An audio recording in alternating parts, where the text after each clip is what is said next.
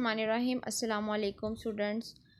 IT 430 का lesson number 34 है data mining. काफ़ी ज़्यादा ही इम्पॉर्टेंट लेसन है क्योंकि इसमें से ना काफ़ी ज़्यादा क्वेश्चंस बन रहे हैं। फर्स्ट तो ये ना कि डाटा माइनिंग होती क्या है।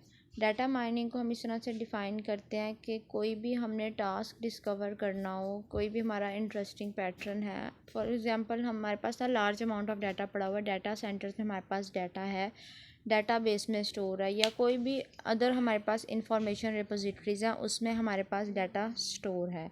उसमें से हमने क्या करना है, वो डाटा फाइंड आउट करना है जिसमें हमारा इंटरेस्ट है, जिसको हम डिस्कवर करना चाहते हैं अपने टास्क के लिए। पर टास्क परफॉर्मेशन के लिए हमें वो डाटा चाहिए, तो हम क्या करते हैं, डाटा माइनिंग के थ्रू उस डाटा को हम फैच करवा लेते हैं। Data mining has a lot of business application in today world.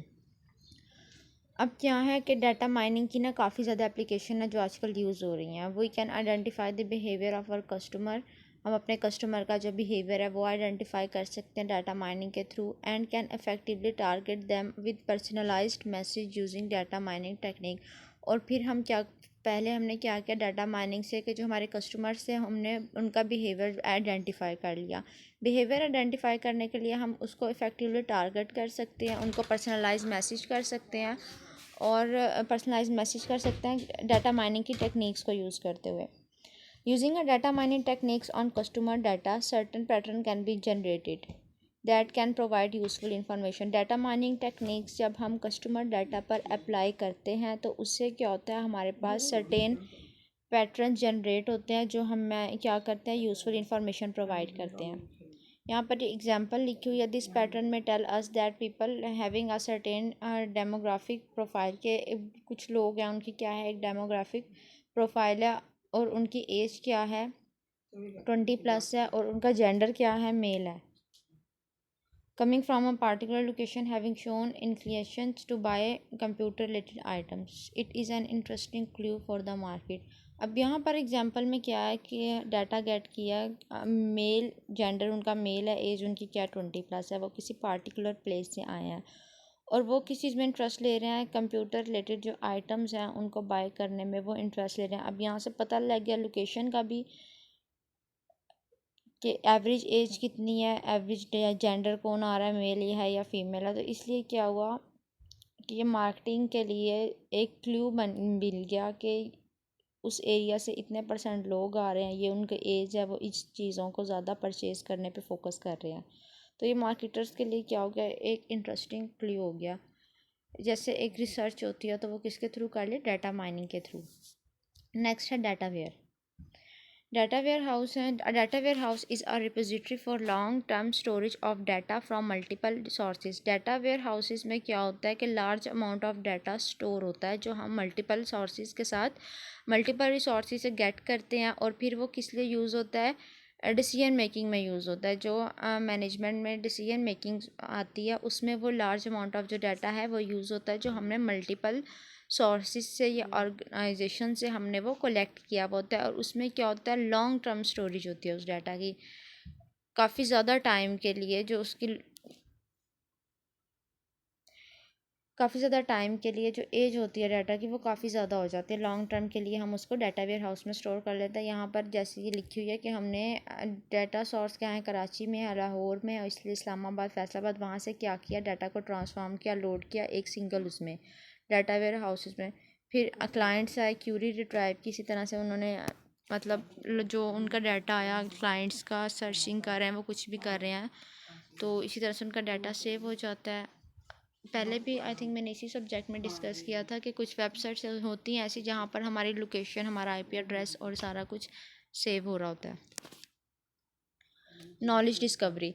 A knowledge discovery process include that cleaning data, includes data cleaning, data integration, data selection, data transformation. अब knowledge discovery में क्या होता है, ये ऐसा प्रोसेस है जो include करता है डाटा की क्लीनिंग में, डाटा इंटीग्रेशन में, डाटा सिलेक्शन में, डाटा में ट्रांसफॉर्मेशन करना, data mining, pattern evaluation and knowledge presentation. ये सारे पॉइंट्स किस में आते हैं, नॉलेज डिस्कवरी में। नॉलेज डिस्कवरी प्रोसेस, ये पूछा जा सकता है कि नॉलेज डिस्कवरी प्रोसेस जो है वो किन चीज़ों पर इंक्लूड करता है। तो ये जितने पॉइंट्स हैं ये आपने लिखने हैं, और बेहतर है कि आप इनको ना पॉइंट्स की फॉर्म में लिखें, ऐसे पैराग्राफ में नहीं लिखें। The data mining is a setup in the overall knowledge discovery process. Data mining क्या है, एक स्टेप है कि इसमें ओवरऑल जो नॉलेज डिस्कवरी प्रोसेस होता है एक, उसमें ये फर्स्ट स्टेप समझ लें हम डाटा माइनिंग को। Data must be clean, transformed, selected and integrated. जब भी डाटा माइनिंग परफॉर्म करनी होती है तो उससे पहले क्या होता है, डाटा को क्लीन करना पड़ता है, ट्रांसफॉर्म करना पड़ता है, उसको प्रॉपर्ली सेलेक्ट करते हैं और इंटीग्रेट कर देते हैं डाटा माइनिंग परफॉर्म करने से पहले। अब डाटा क्लीनिंग का मतलब क्या है यहाँ पर, then data cleaning means that missing value should be provided in difficult fields.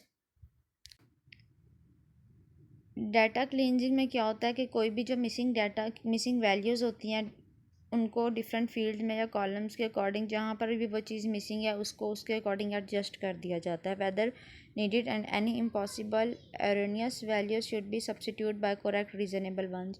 जो मतलब कोई चीज़ मिसिंग है तो उसको ऐड कर दिया जाता है, और कोई भी चीज़ एरर जनरेट कर रही है, कोई भी प्रॉब्लम कर रही है तो उसको करेक्ट कर देते हैं या फिर उस चीज़ को रिमूव करते हैं। मतलब जो डाटा है उसको प्रॉपर्ली क्लीन कर देना, एरर्स फ्री कर देना, उसको मीनिंगफुल बना देना।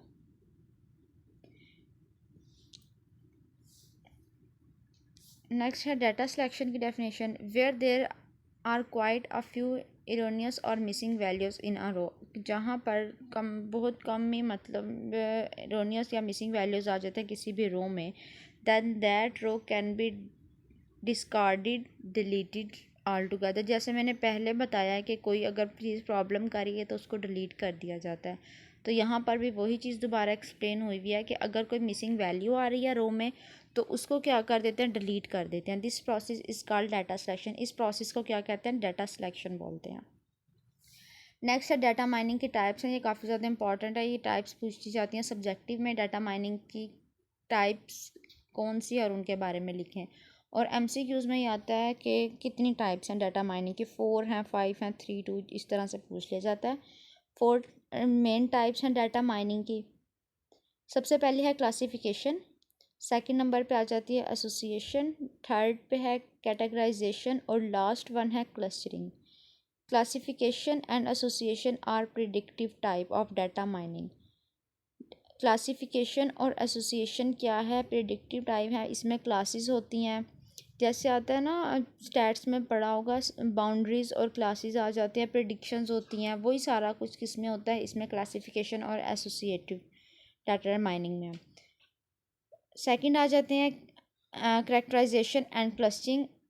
Clustering represent that descriptive type.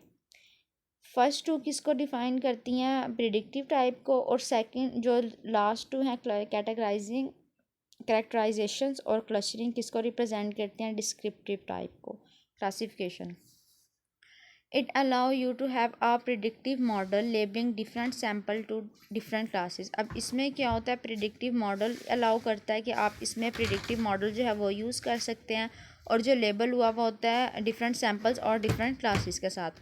The result of this type of mining are represented as if then rules, decision trees and neutral network. अब जो रिज़ल्ट होता है ना इस माइनिंग का, क्लासिफिकेशन माइनिंग या मॉडल है, उसको किस फॉर्म में रिप्रेजेंट किया जाता है, रूल्स की फॉर्म में, डिसीजन ट्री की फॉर्म्स में, या फिर न्यूट्रल नेटवर्क की फॉर्म में। ये भी पूछ लिया जाता है कि जो क्लासिफिकेशन मॉडल का, क्लासिफिकेशन माइनिंग का जो रिज़ल्ट आता है उसको किस चीज़ में रिप्रेजेंट किया जाता है। तो ये आगे लिखा हुआ है, rules, decision tree and neural networks में। अब 2 एल्गोरिथम्स यूज़ होते हैं क्लासिफिकेशन मॉडल में। ये भी यहाँ पर एक क्वेश्चन बन रहा है कि कितने एल्गोरिथम्स यूज़ होते हैं एमसीक्यूज़ के पॉइंट ऑफ व्यू से। और दूसरा शॉर्ट में ये बनता है कि जो क्लासिफिकेशन मॉडल में, क्लासिफिकेशन माइनिंग में 2 इम्पॉर्टेंट एल्गोरिथम यूज़ होते हैं, आप उनके नाम लिखें। तो फर्स्ट कौन सा है, ID3 algorithm, and second Bayesian classification. फिर है decision tree. Decision tree is a graphical representation of the if then rule. जो इफ़ देन रूल्स यूज़ करना है ना, इसमें जो रिप्रेजेंट करता है रिज़ल्ट को क्लासिफिकेशन मॉडल में, डिसीजन ट्री इज़ एक ये ग्राफिकल ट्री है, ग्राफिकल रिप्रेजेंटेशन है इफ़ देन रूल्स की। इसमें क्या होता है क्लासिफिकेशन में कि स्टार्ट में डाटा को डिवाइड कर दिया जाता है 2 सेट्स में, ट्रेनिंग डाटा में और टेस्ट डाटा में। जिस डाटा को टेस्ट करना है इस तरह से इसकी क्लासिफिकेशन हो जाती है डाटा की। अब यहाँ पर नेक्स्ट में एग्जांपल है, इसको मैं स्किप कर रही हूँ। यहाँ पर ये लिखा हुआ है, फार्मूला लिखा हुआ है कि जो क्लासिफिकेशन मॉडल है पार्शियली अप्लाइड होता है and the result are analyse to calculate the efficiency of a tool model. Efficiency equals to actual slash theoretical multiply by 100। ये फार्मूला पेपर में आ जाता है और इसी तरह से ना होता तो नहीं है कि इसी कैलकुलेशन भी परफॉर्म करने के लिए बोला जाए, लेकिन ये फार्मूला लाजमी आ जाता है पेपर में, इसको स्किप नहीं करना। नेक्स्ट है एसोसिएशन। एसोसिएशन एनालिसिस अब है क्या चीज़? Is a discovery of association rules showing attribute value condition that occur frequently together in a given set of data.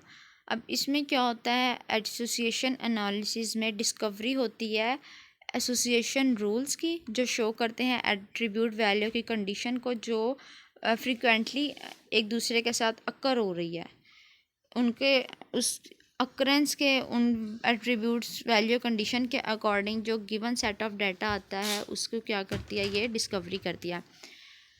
It is widely use for market basket analysis. अब यहाँ पर MCQs बनता है कि एसोसिएशन किस लिए यूज़ होती है, तो ये इसको हम मार्केट बास्केट एनालिसिस में यूज़ कर सकते हैं। एल्गोरिथम का यहाँ पर नेम लिखा हुआ है जो एसोसिएशन माइनिंग में यूज़ होता है। ये एल्गोरिथम्स का जो नेम है ना वो याद कर लेना है।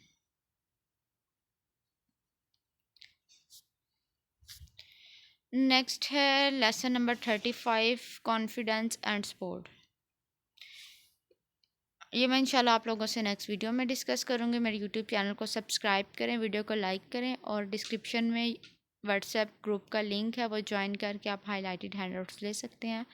ओके स्टूडेंट्स, अल्लाह हाफिज़। नेक्स्ट वीडियो में इंशाल्लाह मैं आप लोगों के साथ लास्ट में एक्सप्लेन करती हूँ लेसन नंबर 35 को।